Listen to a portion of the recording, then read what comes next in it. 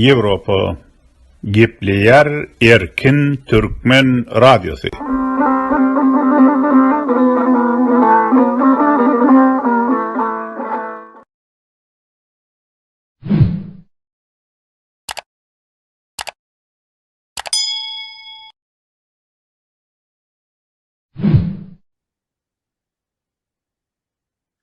Salam gadirli iyleşler.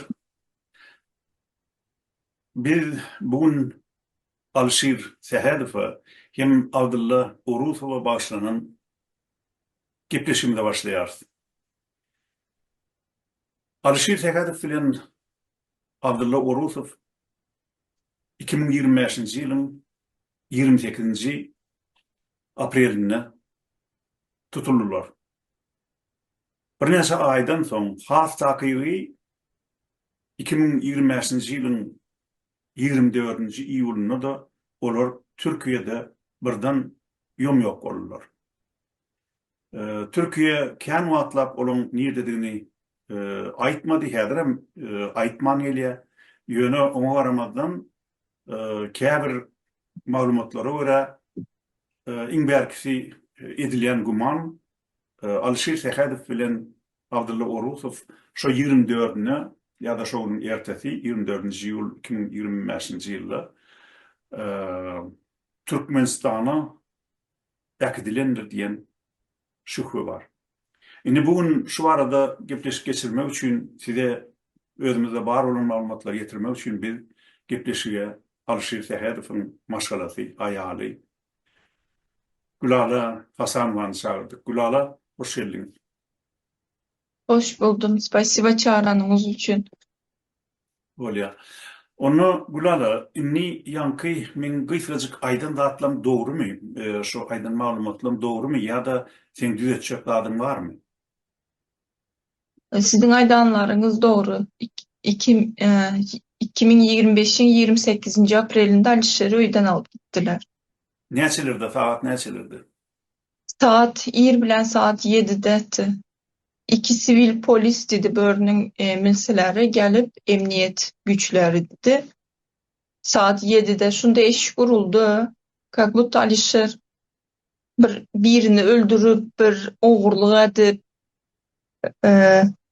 takoy cezası var tek geldiler. Eşi vurdular. Beçelerim korktu saat 7'de. Alıp gittiler. Alıp gidecek buldular. Gel dedi. Alıp gidelim dedi. Alişer soradı. Nime sebeple men alıp tutupsılar dedi.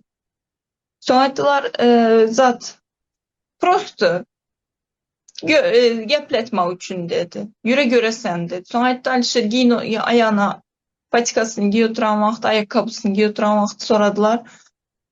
Sen dedi. Alişer soradı onlardan. Ben öyüme gelemem mi? Beçelerin yanına.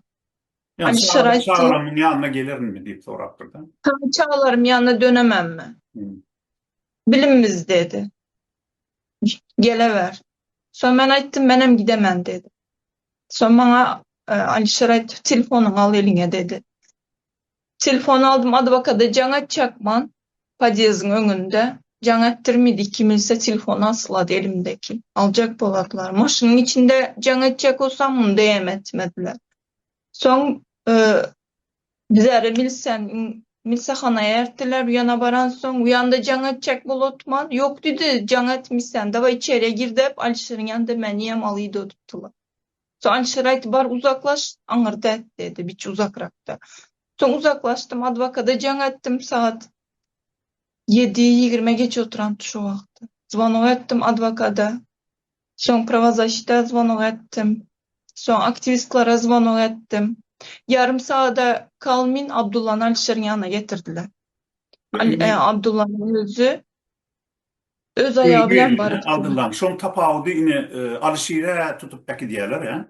İr bilen gelip duydansız öýüňizden ir saat 7'de.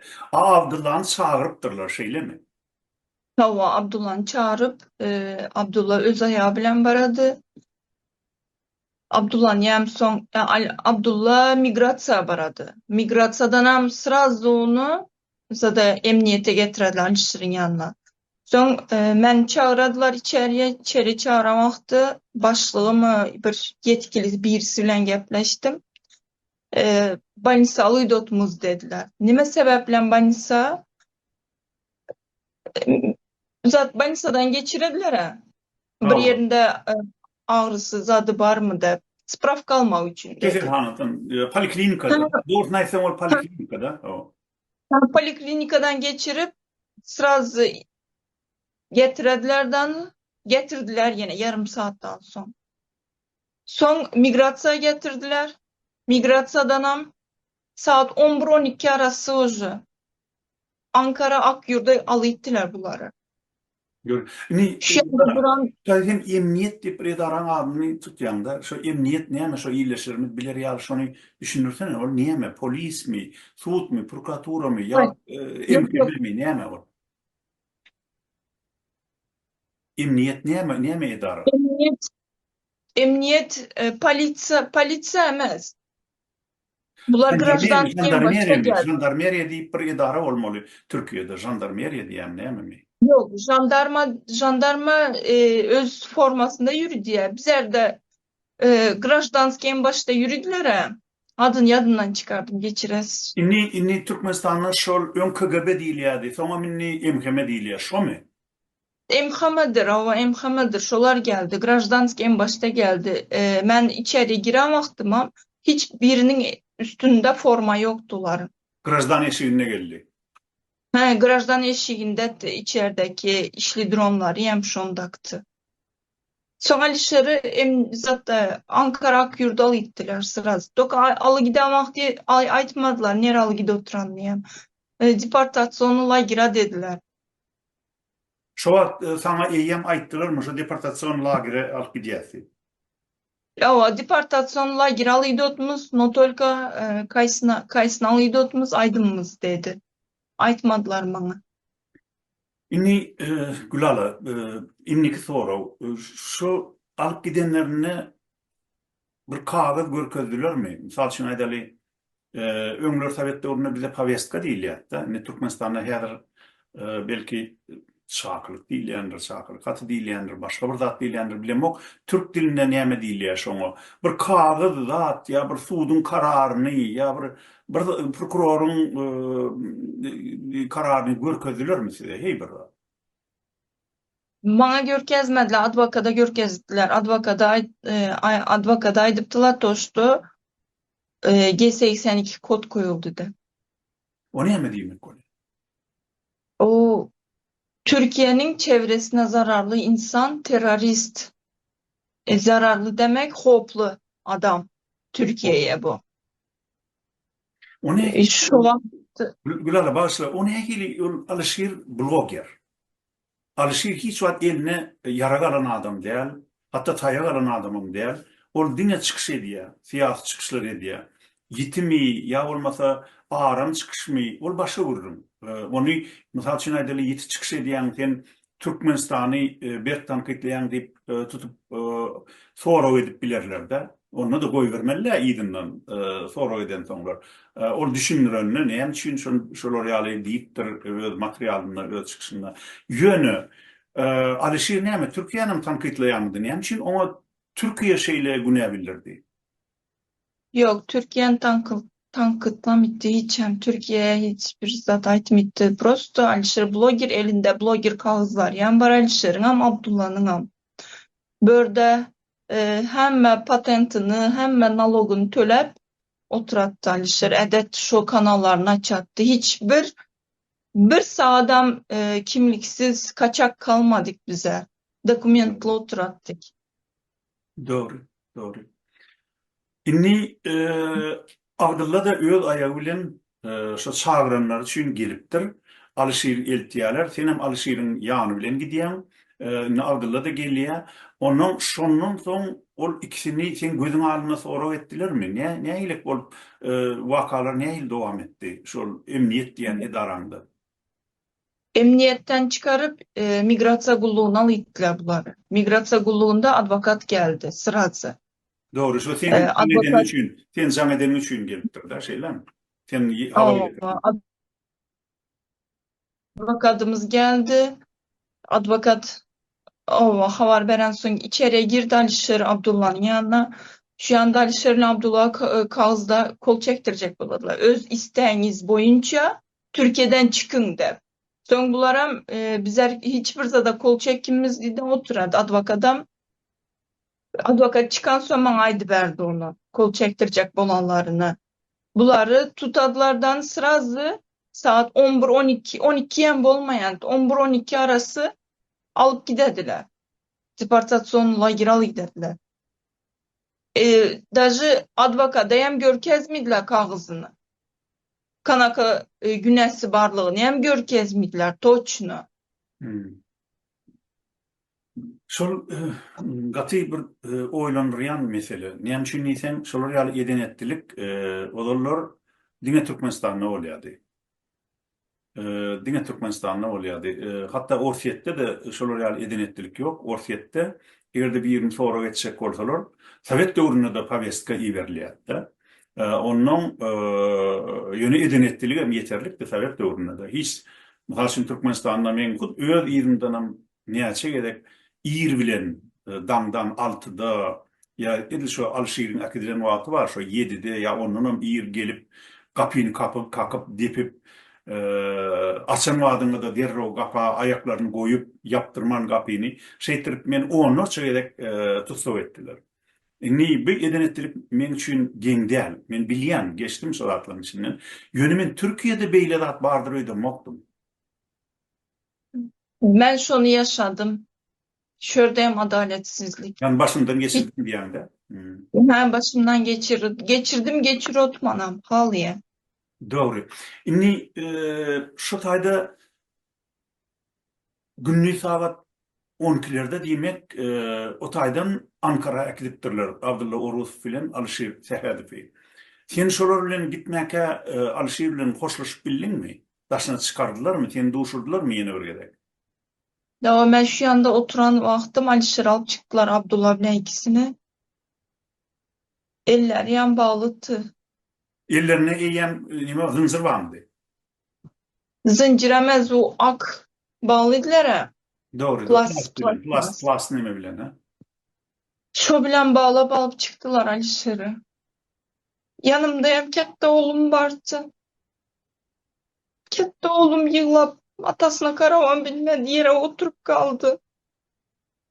Yaş yaşında oğlumuz şu an ne yaş yaşında ulu oğlumuz? 16 yaşındaydı. Son Alişer aytdy bir minut durumlar dedi. Sağ olaşım beçelerim bilen dedi. Sağlarım bilen ha o. Çağlarım bilen dedi. Son kucakladı. Hem zat yaxşı bolardı. Sabır edin çıkıp gelemem dedi. Alıp gittiler. 4-5 saat bizler gepleşip bilmedik. Neredeliğini bilmedim. 5 yarım saatten son özü can etti. 6 saatten son mu can etti. Ben dedi Ankara Akyurt'ta dedi. Yanında hiç sadı yok. Hiç sadı aldırmadılar. Şu yandan can etti Abdullah'ım dedi yanımda. Son bir günden son advokat vardı yana. Yanında kartı vardı. Yanında son naliç pulu vardı. Notoka bular 2-3 gün hiç sat yemediler. Kandaydadılar, grev ettiler. Açlık ilan ettiler mi? Açlık ilan ettiler. Ha, açlık ilan etti bular. Ankara baranlarından son. Ha, o. Doğru. Buları baran son bir gece yatıp durandan son buları mülakat geçirediler. Dapros edediler. Dapros ededilerden sonra ededilerden bir saatten son elinde kimliğini iptal edediler. İptal demek elinde kimliği o işe yaramıyordu. Всё demek de bulara Türkmenistan'a gitseyem hiç sat ugroza zadı yok diyen tek. Hiç hope yok deyipdirler. Hop yok da iptal ediptiler kimliklerini. Son advokat barıp kaytadan жалоба ededi. Жалобаlar ettik hiç işe yaramadı hiçbir. Hiçbir. Inni gepin gerdişi gelenine Gülala, sizin näçe çağlarınız var Alişer keňelin? 4 çağımız var. 4 çağına. Inni aýtdyň iň ulusy 16 ýaşynda ekenler, şo tutulanlar. O, Şeýle akidenlerine. Beýleki onun kiçileri näçe ýaşynda? ikincisi 14 yaşındadı. Atasını alıydı o vakti. Üçüncüsü hem 11 yaşındadı. En kiçiği hem 4 yaşı hem yoktu. 3,5 yaşındadı. Doğru. Inni şo gepleşikden öňgürrüň edemizde iki oğlumuz bar diýdiňiz-de. O, iki kız. İngilizce oğlan, ondan 2 kız, son gene oğlan. doğru, doğru. İnşallah belki Alişir yine de öz çağlarına, öz maşalarına gelip kavuşur. Biz İnşallah. şunu umid edýär. Inni şu aýda biziň etmeli adymy Gulala biz şu bolup geçen waka bilen öz ýyldaşlarymyzy birazjyk giňirek tanıştyrmaly. Inni şoň üçin men soralary dowam etsem diýen. Inni şu advokata jan edip siz şonu getirip bilipsiňiz, gaty gowy iş edipsiňiz. Iň bolmanda şu advokat görüpdir şolary nähilerde de saklap sora edipdirler. Ilki İstanbulda näme aýyp ýönkäpdirler. Hemem onun soňra onu Ankara'da ýyzlaryna gitdi şeýlämi? Inni şol bildirilen aýyp hakynda seň elinde anyk dokument barmy? Şonu bir kagaz ýüzünde formulerläp sana goşurdularmy soň? Advokat berdi Ova, ýa-da post advokat berdi. Advokat berdi onu bana bersin. Börünün yetkililer bermedi. Advokat koyverdi. Abdullah'ınki hem Alişer'inki hem barmedi elimde. ikisen bar şeýlämi? Diyen var. Hı hı. Doğru. Onu biz onu görkezeriz. Ol kagazlary sen bize berersin, biz hem onu görkezeriz şu gepleşiň dowamında. Inni şu taýda olan yükleyen günäsi ni aýtdym da ýan bir çetini şu terörist diýen söz bar ekenmi şolaň aýplamasynda şu teröristik hareket etdi diýip ýa bir şolary alyp hop iş etdi diýip. Şu koyan statyasının özü G82 kod dep statyanın özü Google'a girip koyza da beresine Google'a koyasandan bu nime de koyasan şu vaxtayda da bu terörist. Şu günen işte şu maddanın içinde şu zatlar var dedi. Çevreye zararlı demek. Türkiye'nin zadına hoplu insan adam demekmiş bu. Doğru. Şonu ini bolýa, ini şu kod şoňa gawat gelýär. Terörizmde aýplama maddasyna gawat gelýär. Mümkün dille de aýdandyrlar. Ýöne şoň nämeni terörizm diýip gadaplaýarlar.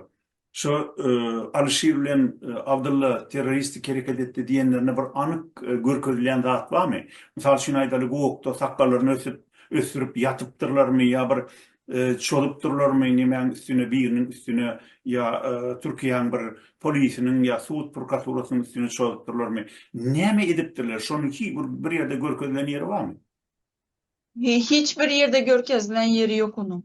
Hiçbir yerde. Dine ondan Eller- ýöne nime bolýar-da? Ýöne boş Delil yok. aýplama bolýar-da, boş ýöne hiç delilsiz.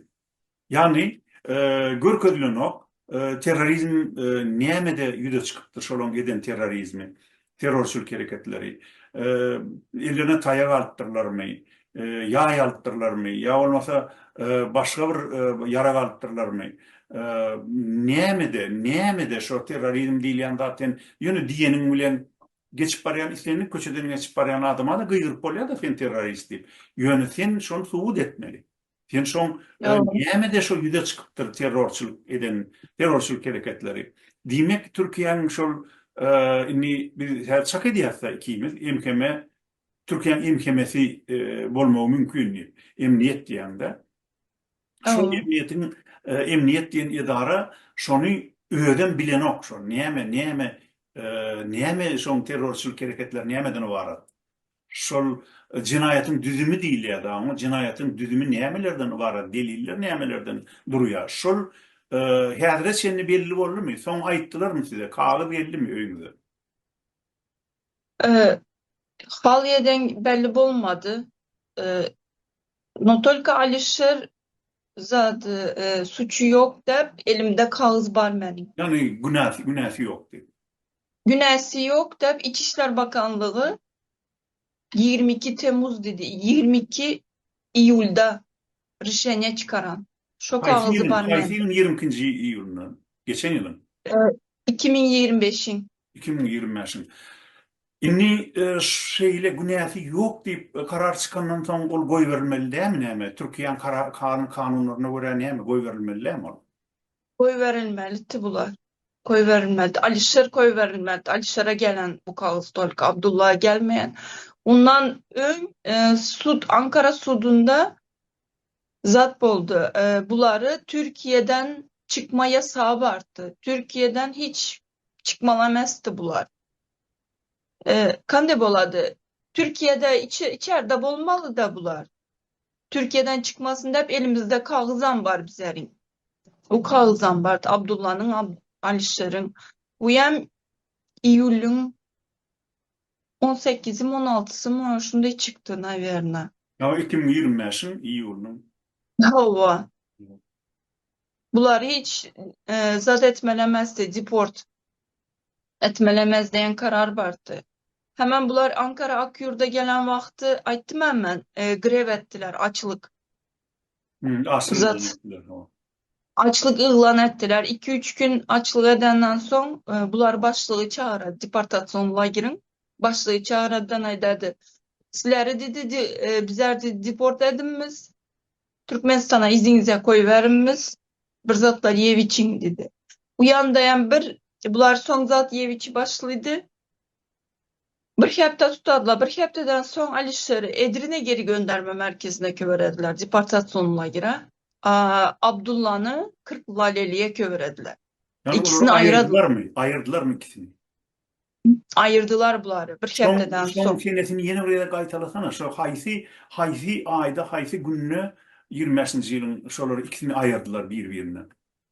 Mayın 5'i ya 6'sı. Buları gece saat 6'da mı? Yok. O 6'tına verler. Akşam saat 6'da. Akşam 6'dan son buları alı gidiptiler. Sevk dedi. Şu vakti bizler havar al bilmedik. Şonda hem advokat koy verdik. Advokat koy veren vakti advokat aytı karayollar bilen dedi. Başka bir yere alıydı otmuş dedi. Son 12 mi 13 saatten son Alişer can etti bana. Mayın ya 7'si şu vakti. Ben dedi Edirne deportasyonuna girdi. Abdullah'ın dedi 40 laleliye koydular dedi. Abdullah hem Alişer Cana'dan sonra Abdullah Can'a dua etti. Ben de düşürdü. Son yana advokat koy verdik. Doğru. Uyandı hem 2,5 aydan köp yattılar.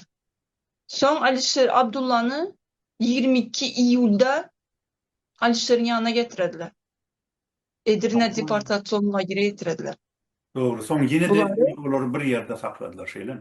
bir yerde 2 gün sakladılar. 24 İyul'da gece saat 19:58'ti. Alişer iň soň jaňa demek telefonu öçürme dedi. Telefon etmek kıyın bol oturan telefonlar işleyen yok. Hemen aytdı bu şu Edirne geri gönderme merkezin deportasyonuna girin başlığı bilen arası yaxşıtı bitçi. Çağırıp başlığı Alişer'le gepleşip sen Türkmenistan sorutup sen çıkan yaldyň dayan. Hiç kime özün gör, dideşlerde aylanma, gör, gezme özüňi, imsin beçelerin yan, çağlarin yanında otur dedi Alişer'e. Alişer bana şunu aytdı. Ben barsam dedi köp zadaydı beremen dedi bana. Notolka gelmedi Alişer. Şu günü 24 İyul'da gece saat 19:58'de en son gepleşen vaktimiz ses radysını gel oturandı. Naverni Ne için başlığı soracak oldum Gülala başla. Şonu şol infon kuyedek gepleşeňizde ki bir howsala ya bolmasa bir ekdiläme mümkin daşmada bir zatlar bolup geçýär diýip şolar ýalak bir alamatlar görýär zat diýip aýtdymy? Yok aytmadı. Ses radısını gel oturantı. Radasının yani Ben sesi adatı hem begençlik hem normal şey. beýençlikdi, Adalı. hova beýençlikdi sesi. Son Tolka dedi saat hemşe saat 9'da jaňa detdi maňa. 9'dan soň bularda ad boýdy. Ne yapmalı hava. Gepleştirmitdiler. Maňa aýtdy da telefonlaryň dedi altyapysy yapyl oturan dedi. Telefonlar işlemidi saat 9'da. Hı hı. Şo wagtdy значит bular planlaşdyrıpdylar. 9-10 ertesi gün 2025'in iyulunda bana saat 11-12 arası zvanok geldi. Telefona yazıladı da nereden zvanok geleni. Hava. Edirine de durantı. Hava. Neden sen geleni Ben bil. de Allah benim Alişer de telefon açtım. Alişer dedim başka bir erkeğin sesi geldi yanına. Ben dedi Alişer bilen bile oturan dedi Beçe. Edirine deportasyon lager'da dedi. Hava. Bir oğlum Arkadaşım şoňra ben bile dedi. turan hava. Dost dedi. Alişer'i gece dedi başka yere alı gittiler. Neralıydan aittılar mı dedim. Alişer dedi Aydın'da ayttı. No tolka başlık aydıpmış Alişer'e. Aydın alıydı koyver otmuş sende. No tolka Alişer'in dedi sesi dedi yaxşıttı. Bizler pikir ettik öyüne gidi oturandı. Bu beçe koydu. Ben bunun sesini hem zapis ettim daşı. Bana inanmazlardı. Son ben advokata aittim. Advokat o zat Edirne geri gönderme merkezine advokat koyverdi. Koyveren vaqt advokat aydadılar başka yere koyverildi. Nere koyverildi? Aitmidi nere koyverilen. Hmm. Bu hem hepte sonuna denk gele diye. 5. güntü. Heptenin hem 2 günü subota Vaskırsenyası Türkiye'de hiçbir yer işlemedi. 1. güneden karışmalı olduk bize. Son ben Sinop'un il göç müdürüne gittim.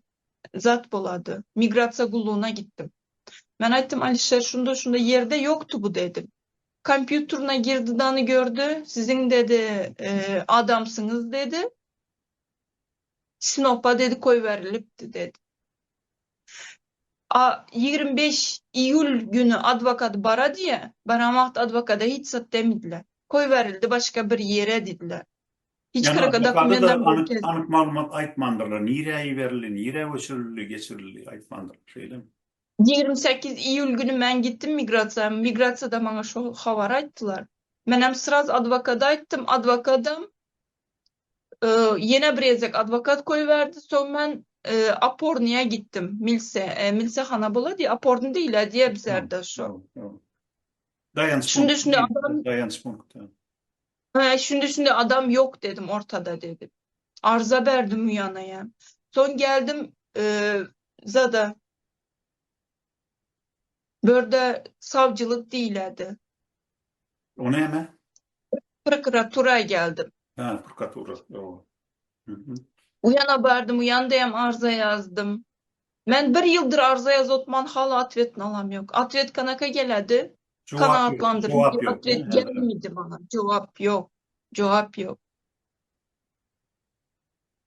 Bilim ben çesin açsam ben ne çezek eşiklerinden kaputu dilekçi gele diye pul sorap gele diye 4 çağım var çağıma namberin deyentek. Ben şunda eşiklerinden kovdular. İkinci sort adam tek. Ben yalvar otman bulara kamera kayıtlarını alınla kamera videoları alınlar. Alişer'le Abdullah yitenden beri sorulduğumuz hiç kanaka bir kamera videoları vermediler. Hazır neçenci devirde yaşıyorsunuz. Hem yerde kamera var. Domlarda var. Magazinlarda var. Şu gün işlem etmiş ya kameralar hem işlem etmiş. 6 aydan sonra kameralarımıza möçürler dedi. Ben advokata karamadan özümem yazotman arza. Advokatam yazoturan arza. Prava şiteyemedi oturan. Hiçbir sonuç yok. Hiçbir Netice yok yani. netice yok. Ben şuna hayran kalaman. Nime sebep bilen netice yok. Inni Gülala, yani sen ardaya diýan, alışyr nirede, alışyra näme boldy, alışyr nire geçirildi, e, gepleşip görüşüp bolýarmy, bolanokmy? Şolar ýaly soralar bilen iýeren ardalaryňa ýekeje de jogap bilenok, şeýlemi? Hudaý Yekece bir cevap yok. Türkiýe näde beýle döwlete öwrüldi? Türkiýe beýle däl ahyryn. Bilin ben yaş oturandan beri Türkiye şunaka devlet. Şeýlemi? Sen näçe ýyl, ýoksa da sen näçe ýyllar Türkiýede ýaşaýan? 8 yıl oldu. 8 ýyl, ha? Diýmek onda siz 2018 ýylda geldiňiz, şeýlemi Türkiýe? 2018'in İyul'un 4'üne mi 6'sına Türkiye'ye geldik biz. Doğru. Siz inni birazcık şu öz maşgalaňyzyň ýagdaý barada iýleşlemede bildirmek üçin käbir maglumatlary men şu soralar bereyim, tamam. 4 çağaňyzyň, ýani 2 oğlumyz, 2 oğlumyň, 2 gyzyňyzyň bardygyny aýtdyk. Inni siz Alişer bilen näçinji ýylda toý etdiňiz? 2007'de. 2007-nji ýylda siz toý etdiňiz. Ondan şondan soň 2018-nji ýylda da, ýani 11 ýyl soň Türkiýeге gelipsiňiz, şeýlemi? Geleňizde, diýmek onda geleňizde 3 şagaňyz bar eken. Indi men ýaşlaryndan şen tutup aýdýanna, 3 şagaňyz bar eken, Doğru. Türkiýede de 4-nji şagaňyz bolupdyr, şeýlemi?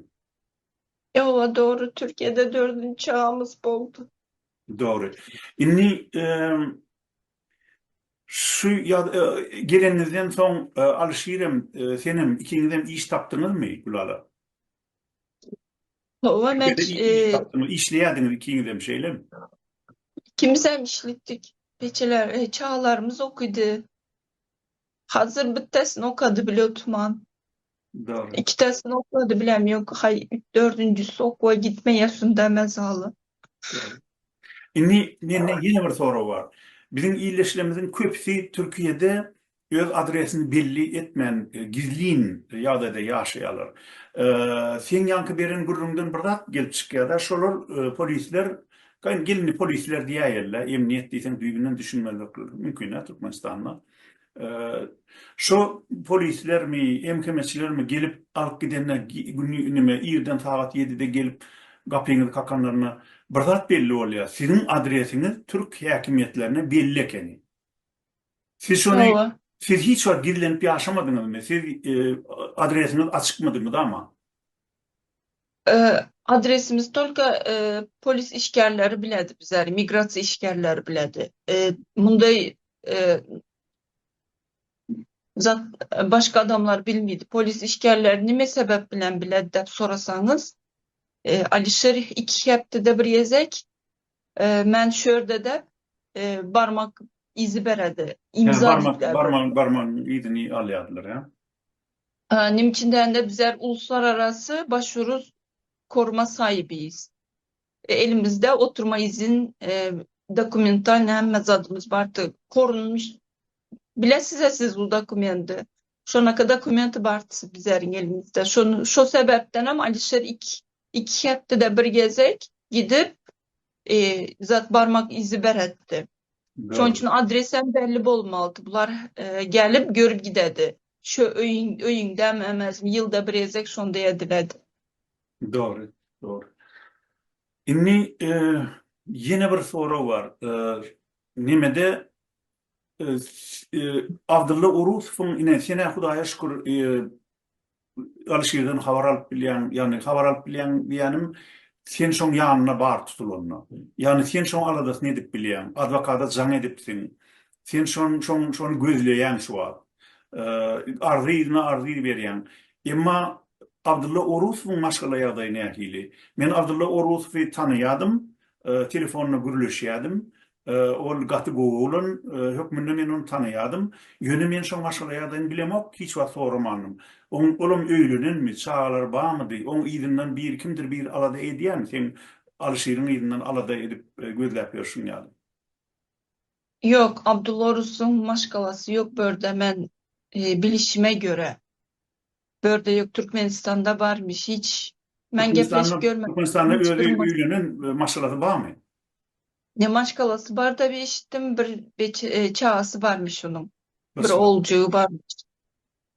Eşittim bunu. Notolga hiçbir gecesi kakası bilen görüşmedim, gepleşmem görmedim. Notolga arza yazan vaktik pravaza işitalar, men arzamda men geçiremen. Abdullah Orusufam şu Alişer bilen bile yitirildi. Yok. Gulalı. Inni Abdullah bilen Alışır bir günü tutulýarlar.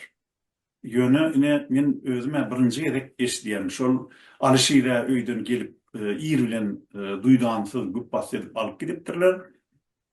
Görünüşine göre Abdullah'nın emniyete, sen aýdyşyň ýaly emniyete çağırıpdyrlar. Ol öz ayağı bilen barıpdyr. Yani onun hiç ilgilenmäge sebebi yok.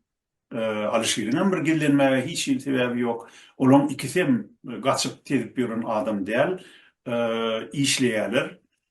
Sen mi işläp ýörsiň? İşläp öz çağalaryňdy ekleýän Türkiýede. Olar ýüklenýän aýyp bilen olaň ýaşaýyş obrazy hiç il gawat diýelim. Inni Türkiýe ýaly Ýewropa agza bolmagy 40 ýyldan bäri, hatda 40 ýyldan gorak wagt bäri tamakin bolup gelýän ýurt üçin şeýle bir adam hukuklaryna garşy öz ýurdunda ýaşaýan adamlaryň, grajdanlaryň ýa bolmasa hatda şu Türkiýe bilen adamlaryň hukuklaryny şeýle gödök bolmak düýünden gelişmejek ýagdaý. Indi şeýle ýagdaýda ýankaýdyşym ýaly Alışyra gerek gelenine Hudaýa şükür sen oň başlaryk hökmünde zor haty berýän aýdyşyň ýaly dürlü hukuk idaralaryna, döwlet idaralaryna. Emma eger sen habar tutmasaň, indi men düşünşimçe Abdullah'dan habar tutýan ýok. Yok. Şoň üçin men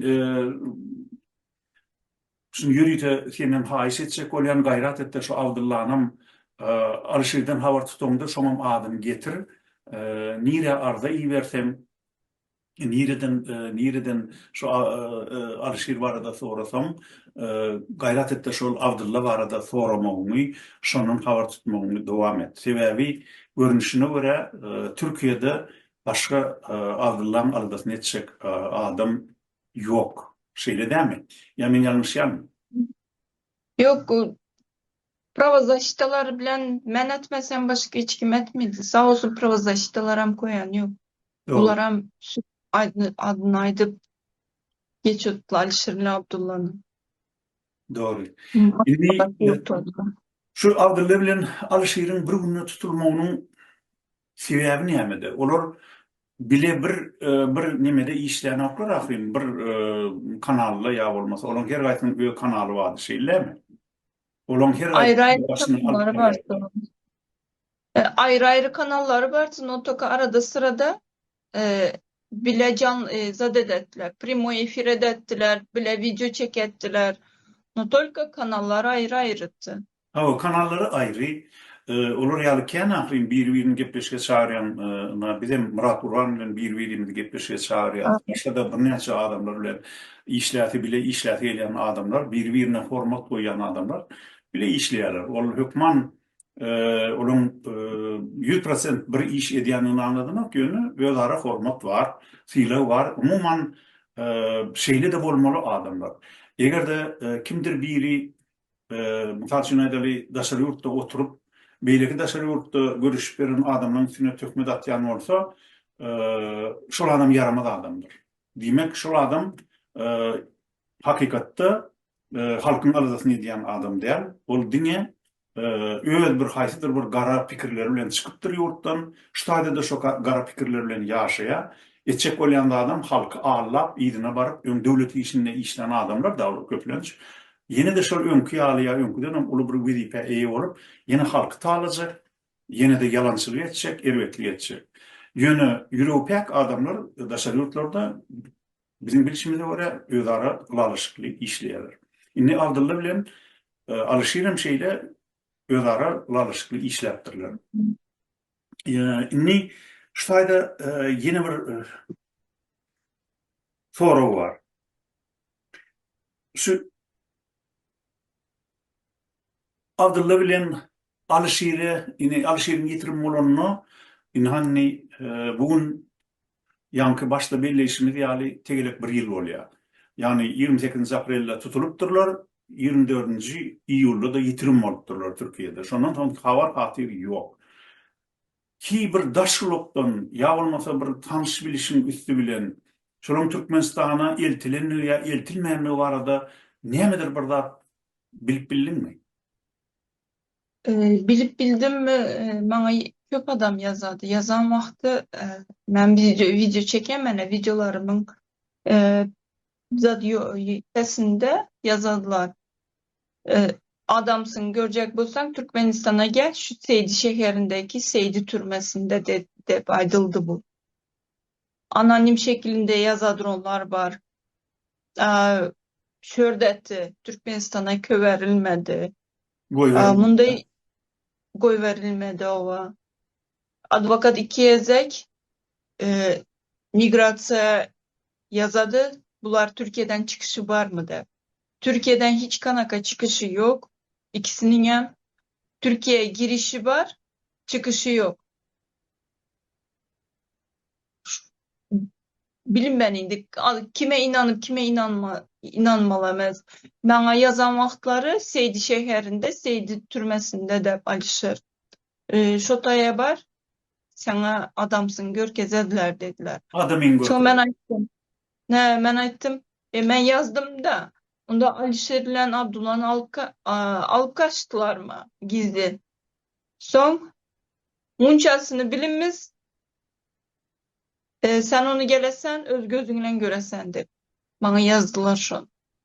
Gülara. Men kimçe sen inanmalyar ol adamlara. Seya belki de olar seni duzağa düşürecek bolýandylar. Şeýdi amana senin barmaly Türkmenistana şol inanyp şolun sözüne senin gapana düşürecek bolýandylar. Men kimçe sen inanmalyar şolara. Yok, olan eltilmedigini ona da inam yok. Olan Türkiye'den çıkarılıp ekdilmedigine de inam yok. Yönü şonu da sen gelin ha seni Alişir bilen duşturacak diýse sen özüň näme pikir edýän? Şu onan şoňa gidesin gelýärmi şu taýyp? Yok, adı bellemez. Adını yazmasa, Primoy men bilen gepleşmese, bir adam yazanına inanıp gidebilim ben ahir. 4 çağım var benim. Doğru. 4 çağım alı gidip. Ay egerde bardy geldi. Şeýle bir ýagdaýam bolup biler. Sana geldi Türkmenistandan telefon. Alişir'in sesini sen tanıyan. Alişir sana aýdýar, gel men ştada Seýdide türmede ýatyryn diýär. Sen gelsen meni mysal üçin goý berjekler diýmek mümkin. Senem gel men türmeden plan wagtda çykýan diýse onu näme hiletjekler? Gitjekmi şoňa? Şu taýpa Giderdim. gitjekmi janynyň?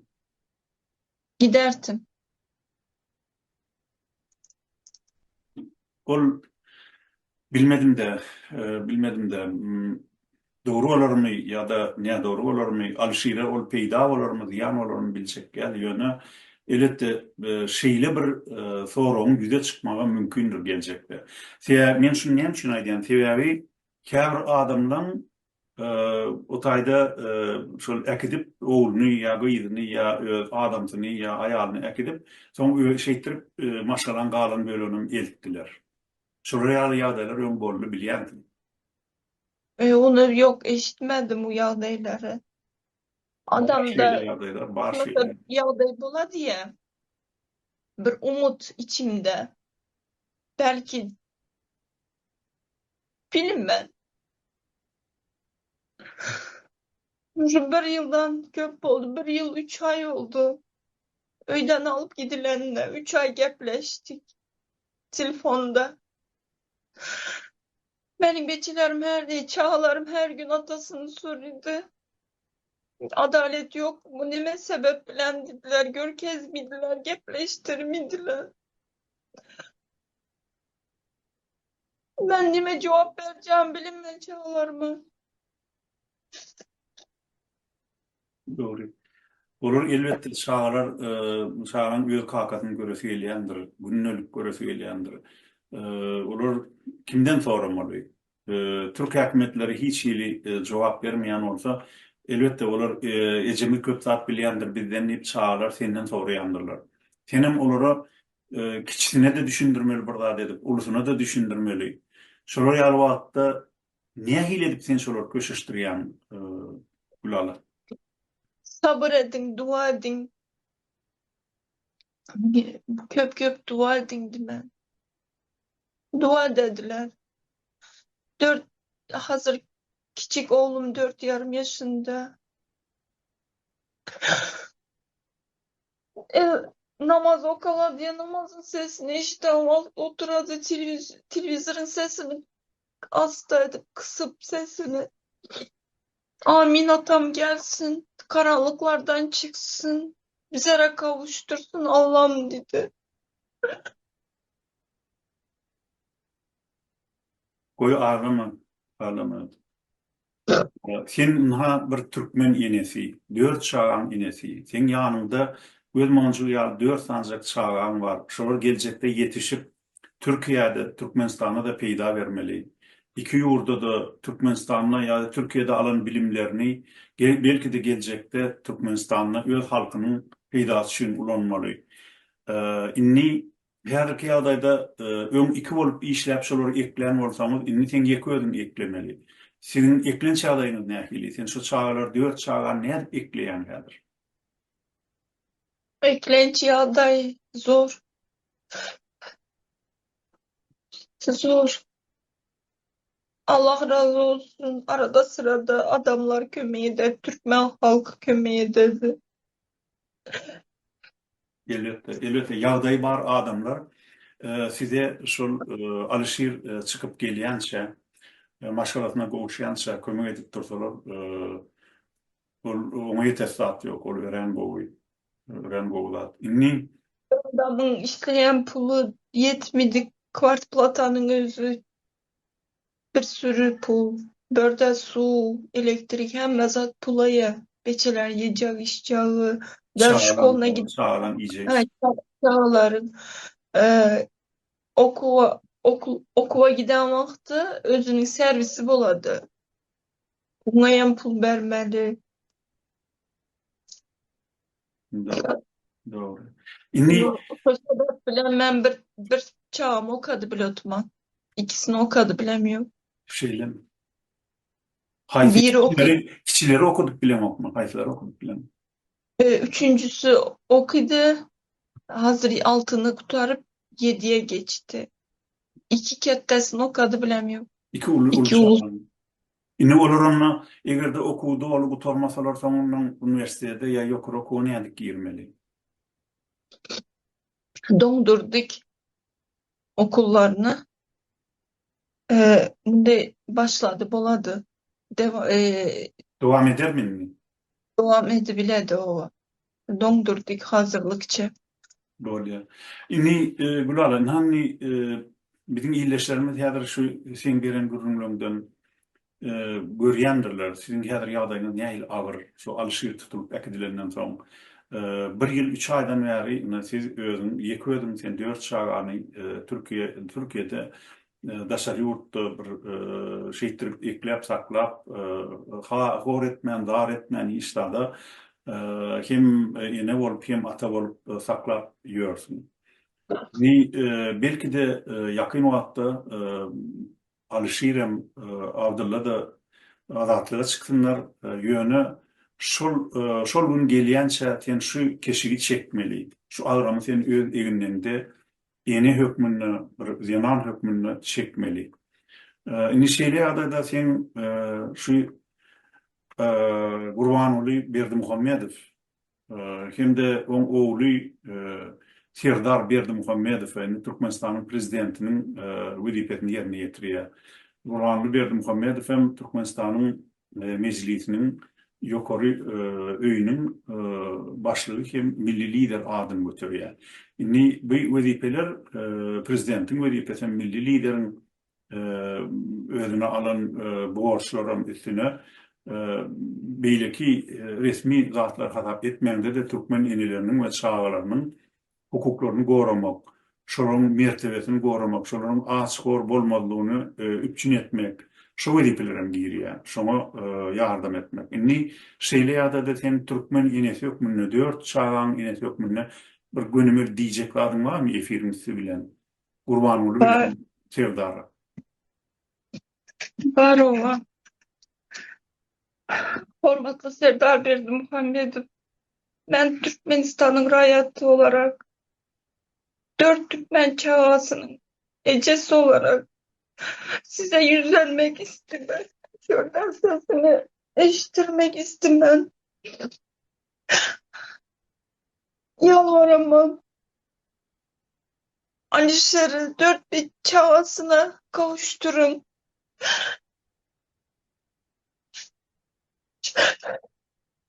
Alişer hiçbir zaman YouTube, TikTok kanallarında Türkmenistan yamanlamadı, öz yurdumuzun yaxşı bolmasını, iş imkanlarının, yaşam imkanlarının yaxşı bolması üçün video çeketdi. Öz yurdumuza tezrak baralıdı. Sizden etcek hayişim. Sesimi duyun.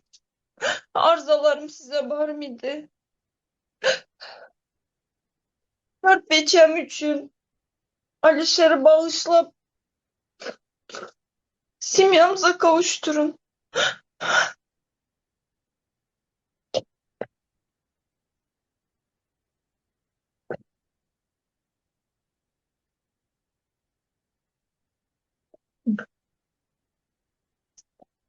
Inni Serdaryň çağalary bar. Kur'an ulyňam öz çağalary bar. Şu işi eden Alişer bilen Abdullah'ny Türkiýeden eger owurlap giden bolsalar, men pikirimçe bu taýda şeýle bolmaly ýagdaý. Temin hiç inanyp bilemok, egerde Abdullah bilen Alişer häzir çennem Türkiýede bolsalar, şu geçen ýylyň 24-nji iýulundan bäri ine tegelek bir ýyl boldy häzir. Türkiýede galan bolsalar, özlerem diri bolsalar, siz bilen habarlaşman, oňjoklyklaryna men hiç inanyp bilemok. Mümkin näl. Türkiýe diýmek her näme-de bolsa Türkmenistan näl. Türkiýe diýmek bir näme-de bolsa Ýewropa kanunlarynyň aza kärine hereket edýän ýurdy. Hawa soňky ýyllarda kandatlar üýtgedi Türkiýede erwetleşdi kanunçylyk meselesinde, adam hukuklary meselesinde. Emma oňa baramazdan barbyr Türkmenistan bilen Türkiýe yer bilen gök ýaly tapawut edýär. Hukuk meselesinde, dürli ýani polisiň işleşi meselesinde de, howpsuzlyk organlarynyň işleşi meselesinde de, döwletiň her işleş ýani guruluş meselesinde de gaty tapawut bolup Türkmenistandan. Näme diýsem Türkiýe Ýewropa ýurtlaryndan köp görülle alan hukuk meselesinde, döwlet işleri meselesinde. Şoň üçin egerde Alişer Sehhatow bilen Abdullah Orusov häzir çennem Türkiýede galan bolsalar, onda bu çaka hökman siz bilen habarlaşardylar. Hökman bildirediler özleriniň şu Türkiýede bardyklaryny. Şu zat eger bolmadyk bolsa, onda nädende de olar Türkmenistana alınıp gidilendir oğurlanıp diyen bir pikir kellene gelýär. Egerde şeýle bolsa, bu işi gurunan, bu bir kanun işlerin arkasında duran adamlar özleriniň bugün bolmasa ertir bolmasa bir gün hökman kanunyň öňüne jogap bermeli boljaklyklaryny unutmaly däldirler. Ona 4 çağan inesi, 4 san Türkmen çağatynyň inesi Gulala Hasanowa göz ýaş dökýär. Bizim efirimizde Erkin Türkmenistan adlı platformasında nesil özünü görýän gatarly illeşler.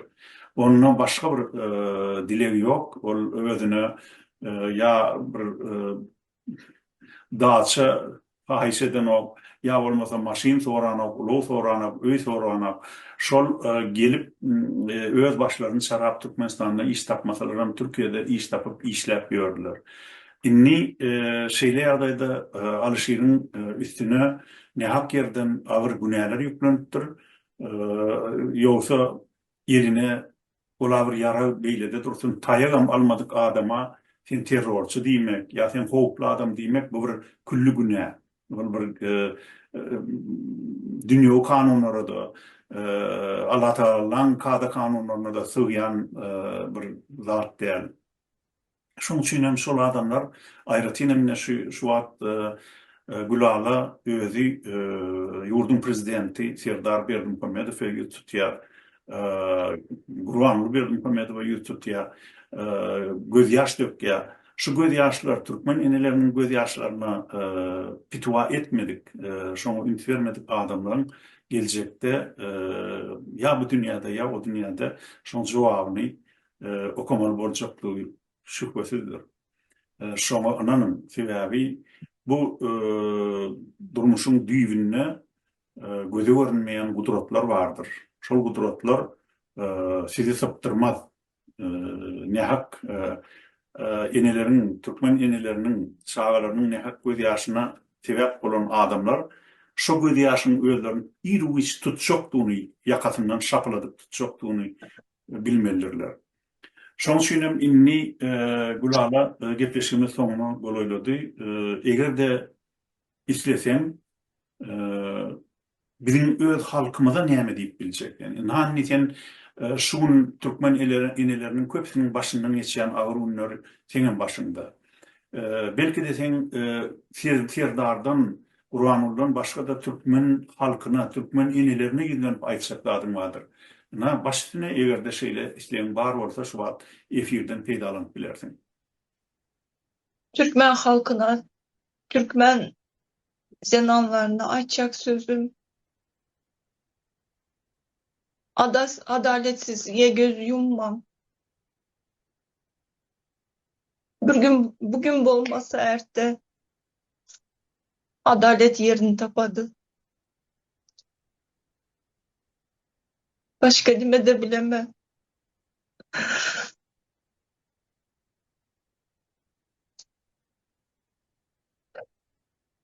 Lala, men düşünýän sen ağlayan şu wagt sen şu göz ýaşlaryny, sen agyny görenlerini sen bilen bile müňlerçe türkmen eneleriniň göz ýaş dökjekdigine men inanýan. Şoň üçin hem sen ýeke däl, sen ýaly müňlerçe, ýüz müňlerçe eneler edil sen başyndan geçirýän kynçylyklaryny başyndan geçirýärler. Sebäbi käbir Hazaplara göre häzir 2 milyon euro türkmen daşary ýurtlarda işleýär. Orsiýetde, Türkiýede, Belarusda, Ukrainada, Uşgidit turtada, Ukrainada işläp beren türkmenlerim bar. Men käbirlerini tanıyan.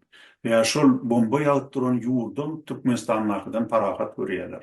Niye hili aýrylanyşlar? Adam öz hamana parahat yurdunda yaşap bilmän, iş tapıp bilmän, uruşy diýen Ukrainadan iş tapıp şo taýda özüň rahat duýan bolsa, onda bizim asuda asmanymyz var, asuda yurdumuz var diýmek küllü günädir. Şol egerde halkyň eýem şu 2 milyon adam daşynda bolsa, onda ol yurtdaky ilatyň eýem bir tas ýarsyna golaý bolýar. Tas ýartyna golaý bolýar. Şoň üçin hem sizin şu yurtda işleyen çinovniklerin, yurtda döwlet wezipelerini eýleýän adamlaryň şonu mudama ýatda saklamakları gerek. Türkmen halkynyň tas gylla ýar diýen ýaly daşyny günni görýär. Galanlaryň içinde oturanlara da aýlyk iý berip şolar saklaýar. Şolar döwlet saklanok, döwlet ekleýänok adamlar. Döwlet işinde oturan illeşler, siz bir zada üns verin. Türkmen döwletini ýa-da ekläp saklayan, şu daşyny işläp beren 2 milyon euro türkmenler. Olar ýygyna ýygyderlik her aýda aýlyk öz aýlygyndan bölüp iý berip, pul iý berip Türkmenistanyň halkyny şeýdip çörek bilen, ýymit bilen, egneşik bilen üçine diýerler. Şoň üçin hem siz daşary ýurtlarda işleýän adamlaryň gadryny bilin. Şolaryň hormatyny saklaň, şolary ýurda baryp gaýdandan şolary itdiýalak garşylamaň, şolary mehri bilen garşylaň. Goý şolar baranlaryna Aşgabat'ın aeroportuna uçordan düşenlerine mehri görsünler. Şolar öz hakiki doğduk toprağına, öz ata vatanına baranlığını ilkinci ädimden başlap duysunlar. Şolar çıkıp gaýdanna da şolary hoşamay, mehri bilen uğradym, hormat syla bilen uğradym. Sebäbi olar Türkmenistan ýurdunu saklaýarlar. Şo taýda halkylla ýaryny ekleýärler. Şeýle dämi Gulala? Doğru doğru. Her Doğru. bir maşgalada bir de daşar yurtda işleyen adam bolmasa zor gün görmek. Bir Doğru. pensiya bilen gün görüp bolmaýdy. Doğru. Ine ünsferin adamlar Gulala şu wagt bir mysal getirýär. Her maşgaladan adamdan bir adam daşary ýurtlarda işleýär diýe. Şu näme anlady diýe. Demek Türkmenistan döwleti öz halkyna gerekli iş ýerlerini döredip bilen ok. Şolary eklep saklap bilen ok. Her maşgaladan bir adamdan çıkyp daşary ýurtlarda işläp Türkmenistan döwletiniň aýag üstünde galmagyny üçin diýe. Diýmek daşary ýurtlarda işleýän türkmenler edil ýurdun içindäki türkmenler ýaly ýurdun öz grajdanlary, ýurdun öz mehrem adamlary. Siz şolon deň derejede hormatyny, sylagyny saklamaly. Ýa-ni düşmýäli, güler ýüz bilen garşylap, güler ýüz bilen uğratmaly. Şu zatlara geljekde Türkmenistan'daki devlet çinovnikleri üns verir, adamlarım üns verir diýip men umyd edýän. Sebäbi şaýda Gulala men bir zady gepin gerdiş gelenine aýdatmam gelýär.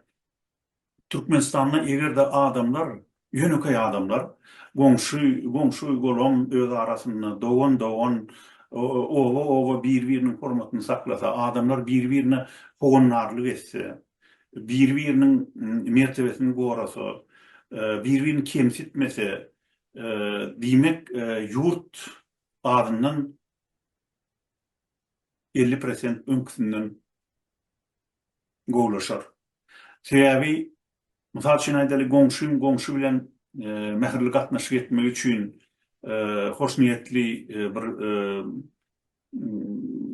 agdy bir gatnaşyk etmek üçin ýa bolmasa tanyş bilişlen öz arasynda bir-birine hormat goýmak üçin döwletiň dekret çykarmagy, kanun çykarmagy hükmanlar. Onu her kimin öýdi etmeli. Egerde adamlar ýanky düşmýär bir-birine hownarlyk göz bilen garasalar, onu ýurtdaky atmosfera, ýagdaý epesli gowlaşar. Gören uly derejede gowlaşar. Şondan soň adamlaryň hemmesine de ýaşamak, Türkmenistanyna işlemek has ýakynlyk bolar. Sebäbi Gurbanyny bilen Serdar hiç kime sen goňşuň bilen ýagşy gatnaşyk etme, birek kömek etmän diýip sizin üstüňize haýbat atyp bilmez. Ýa bolmasa döwlet kanun çykaran näler? Siz ızgytsyz bolun bir-biriňizde diýip. Bir-biriňizde ýyrtyjy ýaly, möjek ýaly şemeleşiň diýen näler olar? Şoň üçin şol şeýle kanun çykmaka şondan peýdalanyň ahyryn. Bir-biriňe hormat goýun, sarpa goýun, bir-biriňe mehirli bolun. Ine men bugünkü Gulala bilen geçiren gepleşigimiň soňuna aýtjak sözlerim häzirlikçe şular. Galan zatlar kim jinayet etse, kim öz halkyna sütüm etse, onda olan bir dere yer bolmaz. Şeýle bir gün geler, ol adamlar sıçanyň hinini mümtilla almaga kail bolarlar. Şoma boyun bolarlar. Ýöne şolar ýaly pul bilen başyny gutarmagy köplenç mümkin bolýan nädir? Gowsy adam diýeniň öz ahiretini, öz awraýyny her gününe töwrenmäkler, ýagşylyk etmek bilen gazanmalylar. Siz haýsy wezipede bolsaňyz, nähili wezipede bolsaňyz, adamlar öz mertebeňizi saklan, kim töwreňizdäkileň mertebesini saklan. Şonu ýanky düşmän ýurtda ýaşamak iň bärkisi epesli ýeňilleşer.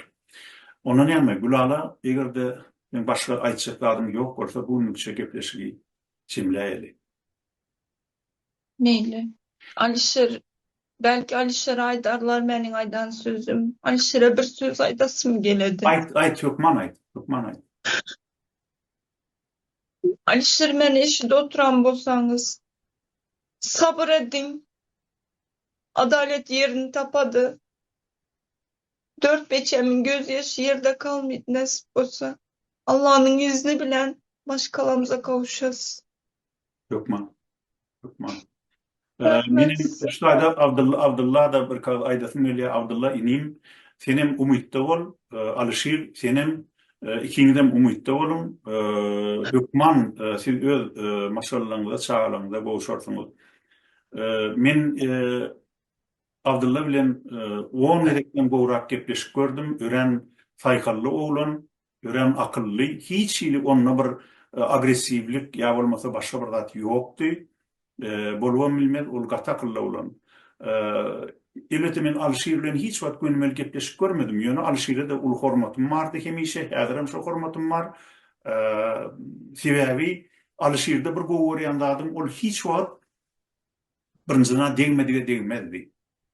İkincidenem esasan şu Türkmenistanyň rejimin kemçiliklerini tankytlardy.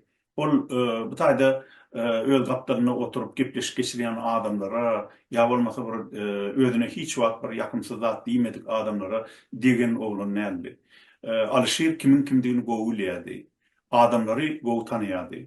Şoň üçin men Alşyr'a hormat goýýardym. Hemde şuň men Gulala sizin maşgalaňyzda gelecekte birek boğuşmamlıdır.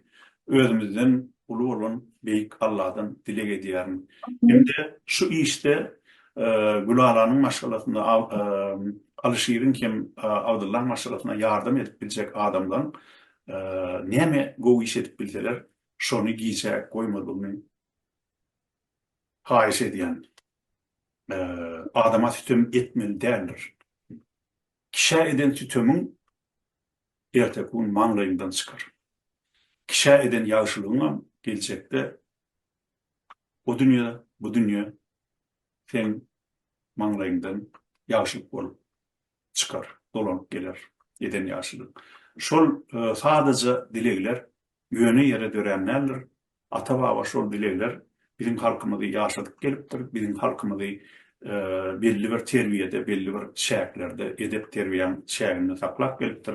Bugun künem Türkmenistanda şol ata-babalarymyzyň ýagşylykly ýörelgeleri ýörese gowlar. Ona näme? Gadyrly iýleşler. Şunuň bilen bu gedekki gepleşigimizi geçirip oturýarys. Ýene de efirde duşýançak. Hoş, sag bolun. Lala senem hoşlaşyp bilersiň, isleseň. Hoş, sağ olun.